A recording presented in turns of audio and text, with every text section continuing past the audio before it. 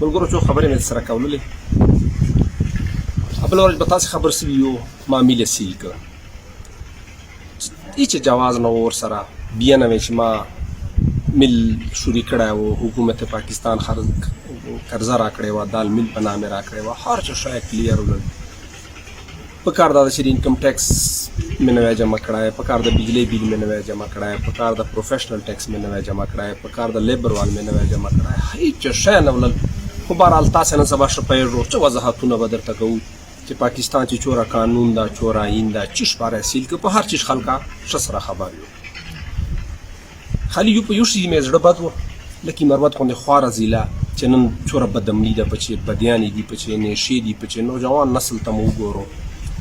لکه مروت ضلع چې هسې څوک انویسټمنټ نه کوي، 12 پیسې ځنې باسي.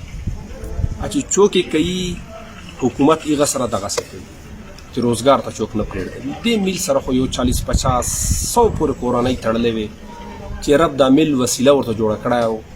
هغه کورنیو سیسټم چلېده ورسره. خالي ما والا نه وه ورسره. ما سره بلا ډېر کسان داسې و، چا مزدوري کوله، چا پانډیتوبه کوله، چا څه شی چا څه شی. د هغو هم چولې ورسره بلېدلې. نو دا یو ما سره نه وکړل، دواړه مروتو سره یې کولل. بهرحال دا به کلیر سي، دا چې کیسه نه ده.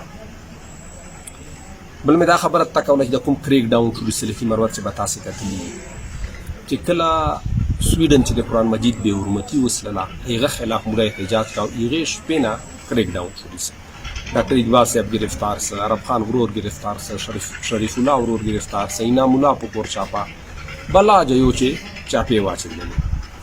نو دا خو موږ بلا ډېرې ریلیګانې وکړلې، کله مهنګایي خلاف وتلي یو، کله څه شی کله څه شی. نو دا کریک ډاون شونق یې کوو به هلته کړی و، کم از کم د قرآن مجید په موقع بیا نه کوو. دا خو د بزرګانو حکومت ده، دا خو ځان ته ډېر پاک وایي، دا خو د اسلام محافظ ځان ته وایي. نن یې تاسې کردار وکاته چې په کومې موقع یې کریک ډاون ورباندې وکړ. به هر حال دا مې در سره وعده ده چې که بیا د قرآن مجید چېرته بې حرمتي کېدله بیا به ورغوځو، بیا یې کریک ډاون ته تبعیدار یو. دا اطلاع مې ده درته چې ونه ډار شو، چې خفه نه شو. زیات نه زیات هفته 10 ورځې 2 هفته دا د دود ظلم پاتې دي. انشاءالله دا ټایم بیا تېر سي، ښه وخت به راځي. کلک ولاړ اوسېږو، هېڅ قسم خطره نشته ده، هېڅ قسم مسلې نشته دي. هر څه شی به هغسې په ټریک باندې واپس روان سي. زه د تاسو ټول ډېر زیات شکرګزار یم. د هغو ملګرو ډېر زیات شکرګزار یم چې په سوشل میډیا باندې زه سپورټ کړل، درسره ودرېدلله. د ټولو زړه د ته نه شکریه ادا کوم، فردن چې زه یې یو شکریه ادا کوم، نو کېدای شي څوک رانه پاته سي. به هر حال ټولو ملګرو ډېره ډېره مهرباني، خوشحاله اوسئ.